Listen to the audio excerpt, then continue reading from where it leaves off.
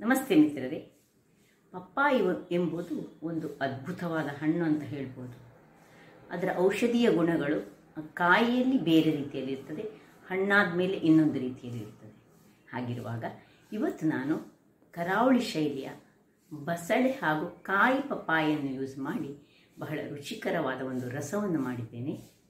ಹಾಗಾದರೆ ಈ ರಸವನ್ನು ಹೇಗೆ ಮಾಡುವುದನ್ನು ನೋಡುವ ಮೊದಲು ಯಾರೆಲ್ಲ ನನ್ನ ಚಾನಲನ್ನು ನೋಡ್ತಿದ್ದೀರಿ, ಯಾರೆಲ್ಲ ಇನ್ನೂ ಸಬ್ಸ್ಕ್ರೈಬ್ ಮಾಡಿಲ್ಲ ದಯವಿಟ್ಟು ಸಬ್ಸ್ಕ್ರೈಬ್ ಮಾಡಿ ಸಪೋರ್ಟ್ ಮಾಡಿ ಅಂತ ಹೇಳುತ್ತಾ ಬನ್ನಿ ಕರಾವಳಿ ಶೈಲಿಯ ಅಂದರೆ ಸ್ಪೆಷಲ್ ಆಗಿ ಮ್ಯಾಂಗ್ಳೂರು ಶೈಲಿಯ ಈ ಪಪ್ಪಾಯಿ ಹಾಗೂ ಬಸಳೆಯ ಒಂದು ರುಚಿಕರವಾದ ಗ್ರೇವಿಯನ್ನು ನೋಡೋಣ.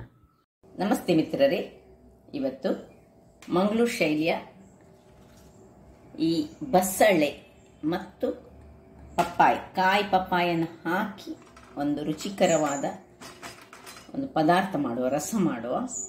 ಅದಕ್ಕೆ ನೋಡಿ, ಒಂದು ಅರ್ಧ ಕಟ್ಟಿನಷ್ಟು ಅಂದರೆ ಒಂದು ½ kg ಬಸಳೆ, ಮತ್ತು ಒಂದು ಸಣ್ಣ ತೆಂಗಿನ ಕಾಯಿ ಬೇಕು, ಅಂದರೆ ತೆಂಗಿನ ತುರಿ ಬೇಕು ನಮಗೆ. ತೆಂಗಿನ ತುರಿ, ಒಂದು ಪಪ್ಪಾಯ, ಸ್ವಲ್ಪ ಹಿಂಗು, ಮತ್ತು ಒಂದು 50 ಗ್ರಾಮ್ಸ್ನಷ್ಟು ಇದು ತೊಗರಿ ಬೇಳೆ. ನೀವು ಬೇಕಿದ್ರೆ ಬೇರೆ ಬೀಜವನ್ನು, ಅಲಸಂಡೆ ಬೀಜವನ್ನು ಯೂಸ್ ಮಾಡ್ಬೋದು. ನಾನು ಇವತ್ತು ತೊಗರಿ ಬೇಳೆ, ಪಪ್ಪಾಯಿ ಮತ್ತು ಬಸಳೆ ಹಾಕಿ ಒಂದು ತುಳುನಾಡು ಸ್ಟೈಲ್ನ ರುಚಿಕರವಾದ ಗ್ರೇವಿಯನ್ನು ಮಾಡ್ತಿದ್ದೇನೆ. ಈಗ ಅದಕ್ಕೆ ನೋಡಿ, ಸಿಂಪಲ್ ಮಸಾಲೆ, ಏನು ಹೆಚ್ಚು ಮಸಾಲೆ ಇಲ್ಲ. ಒಂದು 5 ಬ್ಯಾಡಗಿ ಮೆಣಸು, ರೌಂಡ್ ಮೆಣಸೆಲ್ಲ ಬೇಡ, ಇದಕ್ಕೆ ಖಾರ ಬೇಡವೇ ಬೇಡ. 1½ ಚಮಚದಷ್ಟು ಕೊತ್ತಂಬರಿ ಬೀಜ, ಒಂದು ಅರ್ಧ ಚಮಚದಷ್ಟು ಜೀರಿಗೆ, 1 ಚಮಚದಷ್ಟು ಸಾಸಿವೆ. ಇಷ್ಟು ಇದಕ್ಕೆ ಮಸಾಲೆಗೆ ಬೇಕಾಗಿರೋದು. ಈಗ ಮೊದಲಿಗೆ ನಾವು ಈ ಒಂದು ತೊಗರಿಬೇಳೆಯನ್ನು ಚೆನ್ನಾಗಿ ತೊಳೆದುಕೊಂಡು ಈ ಬಸಳೆಯನ್ನು ಸಹ ಒಟ್ಟಿಗೆ ಹಾಕಿ ಕುಕ್ಕರಲ್ಲಿ ಹಾಕಿ ಒಂದು ಬೇಯಿಸಿಕೊಳ್ಳೋಣ. ನೋಡಿ, ತೊಗರಿಬೇಳೆ ಚೆನ್ನಾಗಿ ತೊಳೆದಾಯಿತು. ಇದಕ್ಕೆ ಈಗ 1 ಲೋಟದಷ್ಟು ನೀರು ಹಾಕೊಳ್ತಿದ್ದೇನೆ. ಇನ್ನು ಸ್ವಲ್ಪ ಹಿಂಗು ಹಾಕ್ತಿದ್ದೇನೆ. ಅದು ಬೇಳೆಗೋಸ್ಕರ ಹಿಂಗೆ ಹಾಕೋದು ನಾವು. ಈಗ ಇಲ್ಲಿ ಇದರ ಎಲೆ ಬೇಡ, ಖಾಲಿ ದಂಟುಗಳನ್ನೆಲ್ಲ ಹಾಕ್ಕೊಂಡು ನಾವು ಬೇಯಿಸಿಕೊಳ್ಳೋಣ. ಎಲೆ ಮತ್ತು ಈ ನಾವು ಪಪ್ಪಾಯನ್ನು ಬೇಯಿಸ್ತೇವೆ ನೋಡಿ, ಆಗ ಎಲೆಯನ್ನು ಅದರೊಟ್ಟಿಗೆ ಸೇರಿಸ್ಕೊಳ್ಳೋಣ. ಎಲೆಯನ್ನು ಸಪರೇಟ್ ಮಾಡಿ ಇಟ್ಕೊಳ್ಳೋಣ. ನೋಡಿ, ಖಾಲಿ ನಾನು ದಂಟುಗಳನ್ನು ಮಾತ್ರ ಹಾಕ್ಕೊಂಡು ಈಗ ಬೇಯಲಿಕ್ಕೆ ಇಡ್ತೇನೆ. ಇದಕ್ಕೆ ಬೇಕಿದ್ರೆ ಒಂದು ನೀರುಳ್ಳಿ ಸಹ ಹಾಕೊಳ್ಬೋದು. ನೀರುಳ್ಳಿ ಹಾಕುವವರು ಒಂದು ನೀರುಳ್ಳಿ ಹಾಕ್ಕೊಂಡು ಬೇಯಿಸ್ಕೊಳ್ಬೋದು. ವೀಕ್ಷಕರೇ ನೋಡಿ, ಇದಕ್ಕೆ ಸ್ವಲ್ಪ ನೀರುಳ್ಳಿಯನ್ನು ಸಹ ಹಾಕೊಳ್ತಿದ್ದೇನೆ. ನೀರುಳ್ಳಿ ಹಾಕಿದ್ರೆ ಒಳ್ಳೆ ಪರಿಮಳವಾಗಿ ಬರ್ತದೆ. ಈಗ ಇನ್ನು ಸ್ವಲ್ಪ ಉಪ್ಪನ್ನು ಹಾಕೊಂಡು ನಾವು ಅದು ಬೇಯುವಾಗಲೇ ಸ್ವಲ್ಪ ಉಪ್ಪು ಹಾಕಿದ್ರೆ ಒಳ್ಳೆದಾಗ್ತದೆ. ಅದೆಲ್ಲ ಎಳೆದುಕೊಳ್ತದೆ ಆಗ ಉಪ್ಪನ್ನು ಹಾಕಿ ಮುಚ್ಚಳವನ್ನು ಮುಚ್ಚಿ ನಾವು ಒಂದು 2 ವಿಸಿಲ್ ತೆಗೆದುಕೊಳ್ಳೋಣ. ವೀಕ್ಷಕರೇ, ಇಲ್ಲಿ ನೋಡಿ, ಈ ಪಪ್ಪಾಯನ್ನು ಹೀಗೆ ಕಟ್ ಮಾಡಿಕೊಂಡು ಇದರ ಸಿಪ್ಪೆಯನ್ನು ಮೊದಲಿಗೆ ತೆಗೆದುಕೊಳ್ಳೋಣ. ಸಿಪ್ಪೆ ತೆಗೆದು ನಾನು ನಿಮಗೆ ತೋರಿಸ್ತೇನೆ. ವೀಕ್ಷಕರೇ, ಇಲ್ಲಿ ನೋಡಿ, ಸಿಪ್ಪೆ ಎಲ್ಲ ತೆಗೆದಾದ್ಮೇಲೆ ಇದನ್ನು ಹೀಗೆ ಭಾಗ ಮಾಡಿಕೊಳ್ಳೋಣ. ಇದರಲ್ಲಿ ಹೀಗೆ ಬಿಳಿ ಬಿಳಿಯಾದ, ಎಳತ್ತಾದರೆ ಬಿಳಿದಿರ್ತದೆ ಅಥವಾ ಎಳತ್ತಲ್ಲದಿದ್ರೆ ಕಪ್ಪಿನ ಇದಿರ್ತದೆ. ಇದನ್ನೆಲ್ಲ ತೆಗೆದು ನಾನು ಈಗ ಇದನ್ನು ಸಣ್ಣದಾಗಿ ಹೋಳುಗಳಾಗಿ ಮಾಡಿ ಚೆನ್ನಾಗಿ ತೊಳೆದು ರೆಡಿ ಮಾಡಿ ತರ್ತೇನೆ. ನೋಡಿ, ಹೀಗೆ ಇಷ್ಟು ದೊಡ್ಡ ಹೋಳುಗಳಾಗಿ ಮಾಡ್ತೇನೆ. ವೀಕ್ಷಕರೇ, 2 ವಿಸಿಲ್ ಆಯಿತು. ಈಗ ಇದನ್ನು ನಾನು ಆಫ್ ಮಾಡಿಕೊಂಡು ತಣ್ಣಗಾಗಲಿಕ್ಕೆ ಬಿಡ್ತೇನೆ.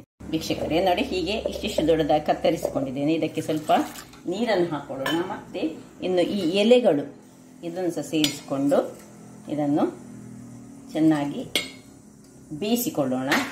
ಗ್ಯಾಸ್ನಲ್ಲಿಟ್ಟು ಈಗ ನಾನು ಇದನ್ನು ಬೇಯಿಸಿಕೊಳ್ತಿದ್ದೇನೆ. ಅದಕ್ಕೆ ಒಂದು ಮುಚ್ಚಳವನ್ನು ಮುಚ್ಚಿ ಬೇಯಿಸೋಣ. ಇಲ್ಲಿ ಇದು ತಣ್ಣಗಾಗ್ತಾ ಇರುವಾಗ ನಾವು ಮಸಾಲೆಯನ್ನು ರೆಡಿ ಮಾಡಿಕೊಳ್ಳೋಣ. ಮಸಾಲೆ ಏನಿಲ್ಲ, ಸಿಂಪಲ್ ಮಸಾಲೆ. ಇದು ಬಿಸಿ ಆಗುವಾಗ ಸ್ವಲ್ಪ 1 ಚಮಚದಷ್ಟು ಎಣ್ಣೆ, 5 ಬ್ಯಾಡಗಿ ಮೆಣಸು, ಮತ್ತು ಕೊತ್ತಂಬರಿ, ಜೀರಾ ಹಾಗೂ ಸಾಸಿವೆ ಇಷ್ಟನ್ನು ನಾವು ಸ್ವಲ್ಪ ಫ್ರೈ ಮಾಡ್ಕೊಳ್ಳೋಣ. ನಿಧಾನಕ್ಕೆ ಕರಟಬಾರ್ದು, ಫ್ರೈ ಮಾಡ್ಕೊಳ್ಳೋಣ. ಮಿಕ್ಸ್ ಆಗುವಾಗ ಸ್ವಲ್ಪ ಹೆಚ್ಚು ಕಾಯಬೇಕಂತ ಏನಿಲ್ಲ, ಸ್ವಲ್ಪ ಇದು ಫ್ರೈ ಹಾಕ್ಕೊಳ್ಬೇಕು. ಇನ್ನು ಇದಕ್ಕೆ ತೆಂಗಿನ ತುರಿಯನ್ನು ಹಾಕೊಳ್ಳೋಣ. ಆಫ್ ಮಾಡಿಕೊಂಡು ತೆಂಗಿನ ತುರಿಯನ್ನು ಹಾಕೊಳ್ತಿದ್ದೇನೆ. ಇಲ್ಲಿ ಬೆಳ್ಳುಳ್ಳಿ ಬೇಕಿದ್ದವರು ಬೆಳ್ಳುಳ್ಳಿ ಹಾಕ್ಬೋದು, ನಾನು ಬೆಳ್ಳುಳ್ಳಿ ಹಾಕ್ತಾ ಇಲ್ಲ ಇದಕ್ಕೆ. ತೆಂಗಿನ ತುರಿ ಮತ್ತು ಸ್ವಲ್ಪ ಹಳದಿಯನ್ನು ಹಾಕೊಂಡು ಈ ಮಸಾಲೆ ಸ್ವಲ್ಪ ತಣ್ಣಗಾಗಲಿಕ್ಕೆ ಬಿಡೋಣ. ವೀಕ್ಷಕರೇ, ಇಲ್ಲಿ ನೋಡಿ ಮಸಾಲೆ ತಣ್ಣಗಾಗಿದೆ. ಈಗ ಈ ಮಸಾಲೆಯನ್ನು ನಾವು ಮಿಕ್ಸಿಗೆ ಹಾಕೊಳ್ಳುವಾಗ ಇದಕ್ಕೆ ಸ್ವಲ್ಪ ಹುಳಿ ಬೇಕು ನಮಗೆ. ಹುಳಿ ಇಷ್ಟೇ, ತುಂಬ ಹುಳಿ ಹಾಕಬಾರ್ದು, ಸ್ವಲ್ಪ ಹುಳಿ ಸಾಕು. ಇದಕ್ಕೆ ಹೆಚ್ಚಿನ ಹುಳಿಯ ಅಗತ್ಯ ಇಲ್ಲ. ನಿಮ್ಮ ಹತ್ರ ಹುಳಿ ಇರದಿದ್ದರೆ ಬಿಂಬುಳಿ ಹಾಕಿದರೆ ಸಾಕ್ತದೆ. ಹುಳಿ ಅಥವಾ ಬಿಂಬುಳಿ ಎರಡರಲ್ಲಿ ಒಂದನ್ನು ಹಾಕಿದರೆ ಬಹಳ ಉತ್ತಮ. ಈಗ ಇದನ್ನು ನೀರು ಹಾಕಿ ಒಳ್ಳೆ ಫೈನ್ ಪೇಸ್ಟ್ ಮಾಡ್ತಾ ಇರ್ತೇನೆ ನಾನು. ವೀಕ್ಷಕರೇ, ಇಲ್ಲಿ ನೋಡಿ ಹೀಗೆ ಗ್ರೈಂಡ್ ಮಾಡಿಕೊಂಡು ತಂದೆ. ಈಗ ಹೇಗೆ ಆಗಿದೆ ನೋಡಿ. ತುಂಬ ಏನು ಈ ಮೀನಿನ ಪದಾರ್ಥದಾಗಿ ಫೈನ್ ಪೇಸ್ಟ್ ಆಗಬೇಕಂತ ಏನಿಲ್ಲ, ಹದದಲ್ಲಿ ಆದರೆ ಸಾಕು. ಈಗ ಇದನ್ನು ಪಕ್ಕಕ್ಕೆ ಇಟ್ಟುಕೊಳ್ಳೋಣ. ಇಲ್ಲಿ ನೋಡಿ ಇದು ಬೇಯ್ತಾ ಉಂಟು. ಈ ಹೊತ್ತಿನಲ್ಲಿ ನಾವೇನು ಮಾಡಬೇಕು ಹೇಳಿದರೆ, ಸಾಧಾರಣ ಬೆಂದಿದೆ, ಸರಿ ಬೇಯಬೇಕು. ಯಾಕೆ ಹೇಳಿದರೆ ಇದು ಬೇಗ ಬೇಯುವುದು. ಪಪ್ಪಾಯಿ ಅಂತಲ್ಲ, ಅದು ಬಹಳ ಬೇಗ ಬೇಯುತ್ತದೆ. ಈಗ ನಾವು ಇದಕ್ಕೆ ಉಪ್ಪು ಹಾಕೊಳ್ಳಿಲ್ಲ, ಆದರೆ ಬಸಳೆಗೆ ನಾನು ಉಪ್ಪು ಹಾಕಿದ್ದೇನೆ. ಈಗ ಬಸಳೆಯನ್ನು ನಾನೀಗ ಸೇರಿಸ್ಕೊಳ್ತಿದ್ದೇನೆ ಇದಕ್ಕೆ. ಇಲ್ಲಿ ನೋಡಿ ಇದು ತಣ್ಣಗಾಗಿದೆ. ಈಗ ಹೇಗೆ ಬೆಂದಿದೆ ನೋಡಿ, ಬಹಳ ಚೆನ್ನಾಗಿ ಬೆಂದಿದೆ. ಇದರಲ್ಲಿ ಉಪ್ಪು ಉಂಟು. ಇದನ್ನೀಗ ಇದಕ್ಕೆ ಶಿಫ್ಟ್ ಮಾಡ್ಕೊಳ್ತಿದ್ದೇನೆ. ಶಿಫ್ಟ್ ಮಾಡಿಕೊಂಡು ಇದರಲ್ಲಿ ತಿರುಗಿಸಿಕೊಳ್ಳೋಣ. ಸ್ವಲ್ಪ ಇದಕ್ಕೆ ನೀರನ್ನು ಹಾಕ್ಕೊಂಡು ನಾವು ಇದನ್ನು ಅದಕ್ಕೆ ಸೇರಿಸಿಕೊಳ್ಳೋಣ.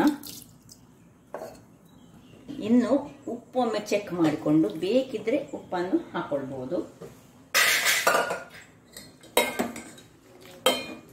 ಸ್ವಲ್ಪ ಇದು ಬೇಯಲಿಕ್ಕೆ ಬಾಕಿ ಉಂಟು ನೋಡಿ. ಇದು ಸರಿ ಸ್ಮೂತ್ ಆಗಬೇಕು.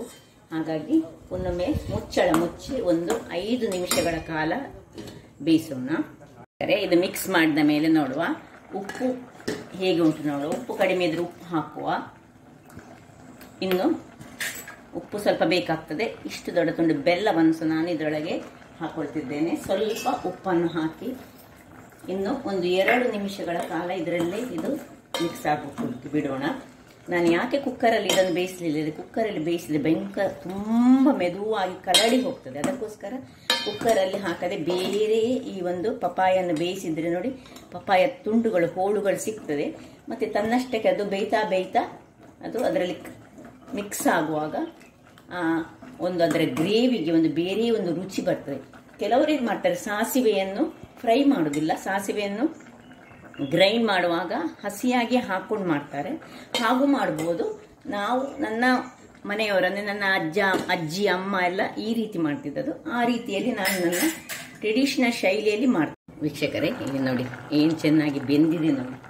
ಒಳ್ಳೆ ಈಗ ಒಂದು ಪಪಾಯ ಪೀಸನ್ನು ನಾನು ನಿಮಗೆ ತೋರಿಸ್ತೀನಿ ನೋಡಿ. ಹೇಗೆ ನೋಡಿ, ಹೀಗೆ ಮುಟ್ಟುವಾಗ ಹೀಗೆ ಕೈಯಲ್ಲಿ ನಾನು ತೋರಿಸ್ತೇನೆ. ಹೀಗೆ ಚೆನ್ನಾಗಿ ಮ್ಯಾಶ್ ಆಗಬೇಕು. ಹಾಗೆ ಆಗುವಾಗ ಬಿಸಿ ಉಂಟು, ಅದರಿಂದ ಆಗ್ತಾ ಇಲ್ಲ. ಇದು ಬೆಂದಿದೆ. ಈಗ ಇಷ್ಟ ಆಗುವಾಗ ನಾವು ಈ ಮಸಾಲೆಯನ್ನು ಇದಕ್ಕೆ ಸೇರಿಸ್ಕೊಳ್ಳೋಣ. ನಾವು ಪ್ರಿಪೇರ್ ಮಾಡಿದಂತಹ ಮಸಾಲೆ ಉಂಟಲ್ಲ, ಇದನ್ನು ಅದಕ್ಕೆ ಹಾಕೋಣ.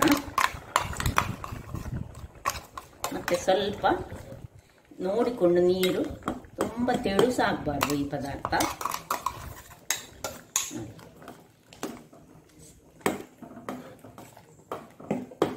ದಪ್ಪ ಆಯಿತು. ಈಗ ಇದಕ್ಕೆ ಸ್ವಲ್ಪ ನೀರನ್ನು ಸೇರಿಸ್ಕೊಳ್ತೇನೆ ನೋಡಿ. ಇಲ್ಲಿ ಸ್ವಲ್ಪ ನೀರನ್ನು ಹಾಕ್ಕೊಂಡು ಮಸಾಲೆ ಮಿಕ್ಸಿ ತೊಳೆದ ನೀರನ್ನು ಸಹ ಹಾಕೊಳ್ಳೋಣ. ಈಗ ಚೆಕ್ ಮಾಡುವ. ಈ ಟೈಮ್ನಲ್ಲಿ ಉಪ್ಪು, ಹುಳಿ, ಖಾರ ಎಲ್ಲ ಸರಿ ಉಂಟಂತ ನೋಡ್ಕೊಳ್ಬೇಕು. ಏನು ಚೆನ್ನಾಗಿ ಬಂತು ನೋಡಿ. ಹೇಗೆ ಪೀಸಸ್ ಸೋರೆಕಾಯಿ ಹಾಕಿದ್ರೆ ಸಹ ಒಳ್ಳೆಯದಾಗ್ತದೆ. ಈ ಪಪ್ಪಾಯ ಕಾಂಬಿನೇಷನ್ ಒಂದು ಬೇರೆ. ಪಪ್ಪಾಯಿ ಬಹಳ ದೇಹಕ್ಕೆ ಬಹಳ ಒಳ್ಳೆಯದು, ಆರೋಗ್ಯಭರಿತವಾದದ್ದು ಪಪ್ಪಾಯಿ. ಕಾಯಿ ಪಪ್ಪಾಯಿ ಸ್ವಲ್ಪ ಹೀಟ್, ಬಟ್ ಪಪ್ಪಾಯಲ್ಲಿ ಕ್ಯಾನ್ಸರ್ ಅನ್ನು ತಡೆಗಟ್ಟುವಂತಹ ಅನೇಕ ಅಂಶಗಳು ಇದೆ. ಅದರಿಂದಾಗಿ ನಾವು ಆಗಾಗ ಈ ಪಪ್ಪಾಯನ್ನು, ಹಣ್ಣು ಪಪ್ಪಾಯನ್ನು ಸಹ ಯೂಸ್ ಮಾಡ್ಬೋದು, ಕಾಯಿ ಪಪ್ಪಾಯ ಸಹ ಯೂಸ್ ಮಾಡ್ಕೊಳ್ಬೇಕು.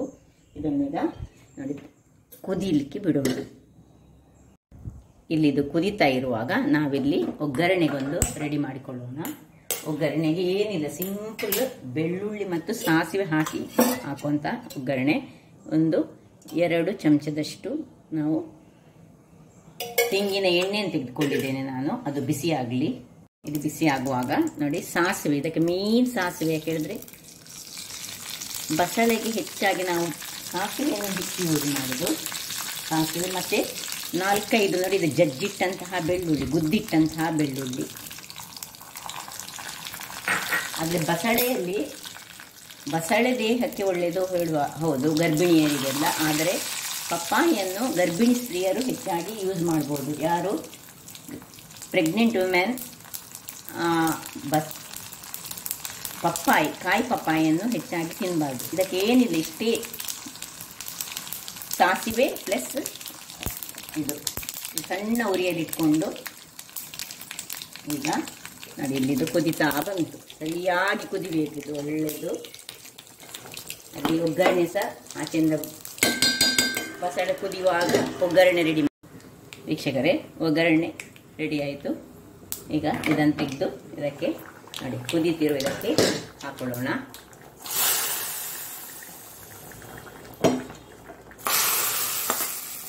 ಆಯಿತು, ಘಮಿಸುವ ಕರಾವಳಿ ಶೈಲಿಯ ಬಸಳೆಯ ಪದಾರ್ಥ ರೆಡಿಯಾಗಿದೆ.